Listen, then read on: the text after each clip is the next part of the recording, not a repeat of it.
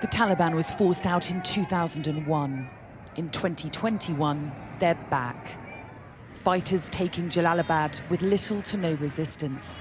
In the space of a week, they've seized control of the entire country. And as Afghans prepare for the militia to rule them once again, who are the Taliban and what do we expect now? Last month, Sky News was invited to meet them. Sky's special correspondent Alex Crawford, the first foreign journalist to be shown their military strength.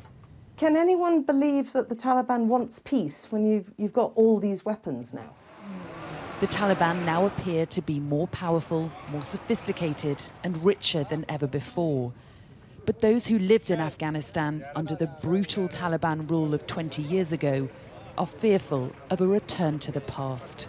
What the Taliban have been doing in areas under their control, it totally points to the opposite. They have closed down schools for women. They have, when government female employees have tried to go to the office, they've essentially told them that you cannot enter, you should go back home and stay at home. In the Taliban-controlled areas witnessed by Sky News, there were no women seen out in public. As they took control in the country's capital, Kabul's streets emptied. Under its oppressive rule in the 1990s, women and girls were denied education and weren't allowed outdoors without a male chaperone.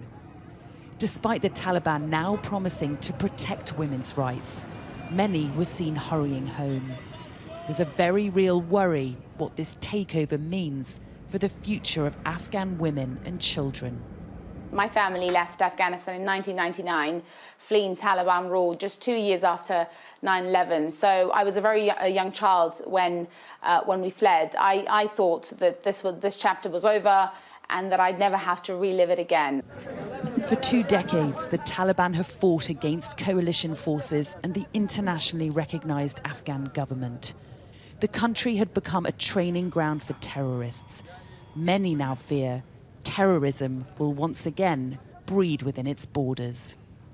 They've been given reassurances to all the neighbours and all interested parties that they will not allow anybody to use their soil to launch attacks on any other nation. So I hope, and I think I'm amongst millions that will hope the same, that will never happen. After 20 years of conflict that has cost the Afghan people dearly, the president has now left the country and the Taliban are back in control.